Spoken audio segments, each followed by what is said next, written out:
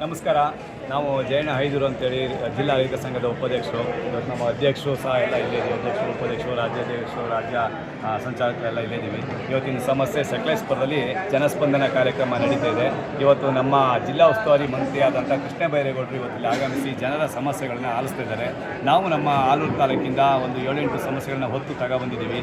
ಏನು ಸಮಸ್ಯೆ ಮೊದಲನೇ ಒಂದು ಭಾಗ ಅಂದರೆ ಕಾಡೂರು ಅನ್ನೋ ಕೆಂಚಮ್ಮನಸ್ಕೋಟೆ ಹೋಬಳಿ ಕಾಡೂರು ಗ್ರಾಮದಲ್ಲಿ ಸರ್ವೆ ನಂಬರ್ 4ರಲ್ಲಿ 100 ಎಕರೆ ಜಾಗ ಇದೆ. 100 ಎಕರೆ ಜಾಗದಲ್ಲಿ ಒಂದು 4 ಎಕರೆ ಜಾಗದಷ್ಟು ದಲಿತರು ಮನೆ ಕಟ್ಕೊಂಡು ವಾಸ ಮಾಡ್ಕೊಂಡು ಸಣ್ಣ ಕೃಷಿ ಮಾಡ್ಕೊಂಡಲ್ಲಿದ್ದಾರೆ. ಅದು 78ನೇ ಇಸ್ವಿಯಿಂದ ಅವರು ವಾಸ ಇದ್ದಾರೆ. ಅಲ್ಲಿಂದ ಪುನಃ ಅವರು 88ನೇ ಇಸ್ವಿಲಿ HRPಗೆ ಅಂತೇಳಿ ಯಾರು ಎಲ್ಲೋ ಒಂದು ಕಡೆ ಹೆಸರು ಸೇರಿದೆ. ಅವರು ಆ ಪಾಣಿಲಿ HRPಗೆ 4 ಎಕರೆ ಅಂತ ಸೇರಿದೆ.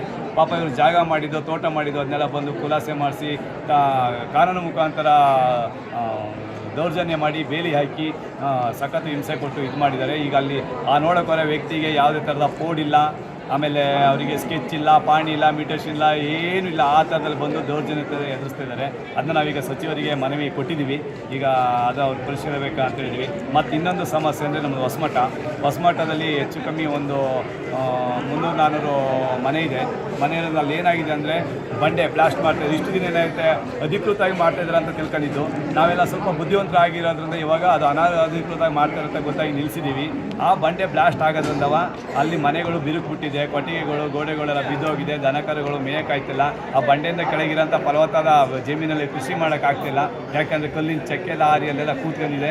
ಆಮೇಲೆ ಕಾಡು ಪ್ರಾಣಿಗಳು ನಿಲ್ಲಂಥ ಜಾಗದಲ್ಲ ನಿಲ್ಲಕ್ಕಲ್ಲ ಅಂತ ಹೇಳ್ತಾರೆ.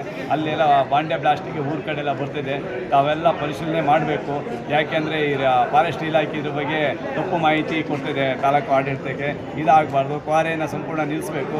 ಅಲ್ಲಿ ಕೆಲಸ ಮಾಡೋರಿಗೆ ಬೇರೆ ಕಡೆ ಎಲ್ಲರೂ ಸ್ಥಳ ಒದಗಿಸ್ಕೊಡ್ಲಿ ಅಂತೇಳಿ ಈ ಸಂದರ್ಭದಲ್ಲಿ ನಾವೆಲ್ಲ ಈ ಅರಣ್ಯ ಇಲಾಖೆ ಏನು ತಪ್ಪು ಮಾಹಿತಿ ಕೊಡ್ತಾ ಇದೆ? ತಪ್ಪು ಮಾಹಿತಿ ಅಂತ ಹೇಳಿದ್ರೆ ಆನೆಗಳು ಅಲ್ಲಿಗೆ ಬರಲ್ಲ, ಅಲ್ಲಿ ನಿಲ್ಲಲ್ಲ. ನೆನ್ನೆನೇ ಆನೆಗಳು ಅಲ್ಲಿ ಎಷ್ಟು ಆನೆಗಳು 20 ಆನೆಗಳು ಬಂದು ಅದೇ ಜಾಗಗಳು ಬಂದು ನಿಂತಿದ್ದಾರೆ. ಇದು ಮಾಡ್ಕೊಂಡು ಬರಲ್ಲ ಅಂತ ಹೇಳ್ತಾರೆ. ಯಾಕಂದರೆ ಆ ಸ್ಥಳಕ್ಕೆ ಅರಣ್ಯಾಧಿಕಾರಿಗಳು ಬಂದು ಭೇಟಿ ಕೊಡಲ್ಲ. ಯಾಕಂದರೆ ನಮ್ಮ ಈಗ ಆಲೂರು ತಾಲೂಕಲ್ಲಿ ದೊಡ್ಡ ಪ್ರಾಜೆಕ್ಟ್ ಆದಂಥ 100 ಕೋಟಿ ರೂಪಾಯಿದೊಂದು ಪ್ರಾಜೆಕ್ಟ್ ಇತ್ತು ಆನೆದು. ಅದು ರೈಲ್ವೆ ಬ್ಯಾರಿಕೇಡ್ ಹಾಕೋದಂತೇಳಿ ಅದು ಸಂಪೂರ್ಣವಾಗಿ ಅರಣ್ಯ ಅಧಿಕಾರಿಗಳು ರಾಜಕಾರಣಕ್ಕೆ ಸೇರಿ ಮುಳುಗಿಸ್ಬಿಟ್ಟಾರೆ. ಯಾಕೆ ಮುಳುಗಿಸ್ಯಾರೆ ಅಂದರೆ ನೀರೊಳಗೆ ಬ್ಯಾರಿಕೇಡ್ ಹಾಕಿರೋದ್ರಿಂದ ಮಳೆ ಬಂದಾಗ ನೀರು ತುಂಬುತ್ತೆ. ಆನೆಗಳ ಬ್ಯಾರಿಕೇಡ್ ಈಜಿ ಈ ಕಡೆ ದಾಟಿ ಬರ್ತಿದೆ. ಮತ್ತು ಅವೈಜ್ಞಾನಿಕವಾಗಿ ಕೆಲಸ ಮಾಡಿದ್ದಾರೆ. ಆಯಿತಾ, ಬೇಕಷ್ಟು ಗಿಬ್ನ ಎಲ್ಲ ಎಲ್ಲಿ ಬೇಕೋ ಅಲ್ಲಿ ಕೊಟ್ಕೊಂಡು ಮಾಡ್ಕೊಂಡು ಅದು 10 ಉದಾಹರಣೆಗೆ ಒಂದು 10 ಕಿಲೋಮೀಟ್ರ್ ಇದ್ದರೆ 8 ಕಿಲೋಮೀಟ್ರ್ ಕೆಲಸ ಮಾಡಿ ಉಳಿದ 2 ಕಿಲೋಮೀಟ್ರ್ ಅಷ್ಟು ದುಡ್ಡನ್ನ ಲಪ್ಟಾಯಿಸ್ತಾರೆ. ಇದನ್ನೆಲ್ಲ ತನಿಖೆ ಆಗಬೇಕು ಅಂತ ನಾವು ಜಿಲ್ಲಾ ಉಸ್ತುವಾರಿ ಮಂತ್ರಿಗೆ ಮನವಿ ಕೊಡಕ್ಕೆ ಬಂದಿದ್ವಿ. ನಮ್ಮೆಲ್ಲ ಆಲೂರು ತಾಲೂಕು ಹಾಸನ ಜಿಲ್ಲೆ ನಮ್ಮ